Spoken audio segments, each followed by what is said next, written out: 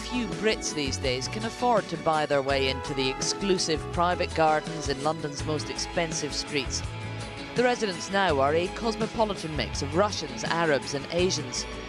Millionaire migrants, the immigrants you don't hear politicians complaining about. In Eaton Square, even Margaret Thatcher's flat may well be bought by a Russian. They're the biggest investors in prime London property, vastly outbidding British buyers. While the most expensive home in Kensington Palace Gardens is owned by an Indian billionaire. So what is this influx of foreign wealth doing to the British economy?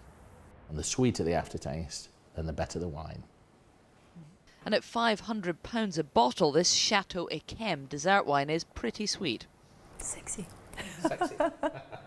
Once you've got the super prime property, clearly you need to fill the wine cellar, and the Antique Wine Company are more than happy to help.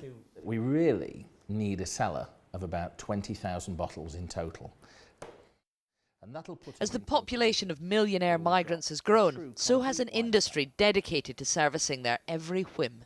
I think that our market here would be much smaller without them, which means that we would employ less people, I guess, and we'd have a much smaller business here in the UK.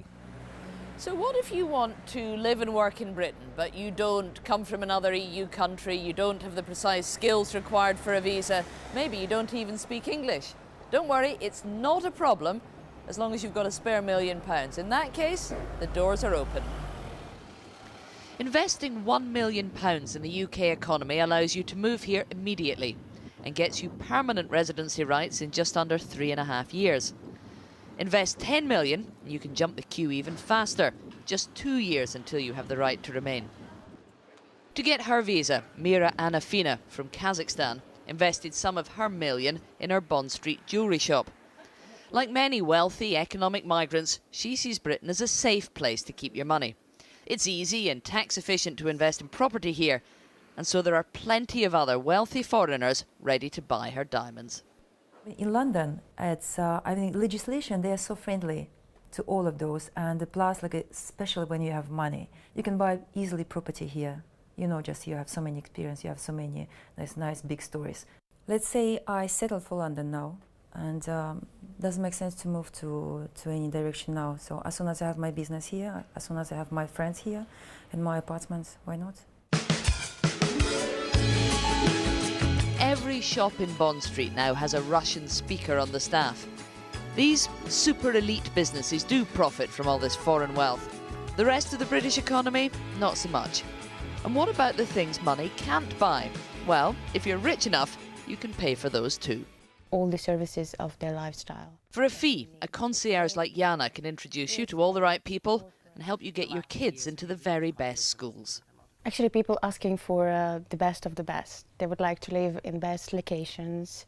They like to go to best schools, best restaurants, best banks, best investment ideas. So actually, they're looking for the best of the best. In search of the best, some of the money does leak out of London into privileged gated communities like St George's Hill in Surrey. This property is on the market at a guide price of 15. That's £15 million, in case you were wondering.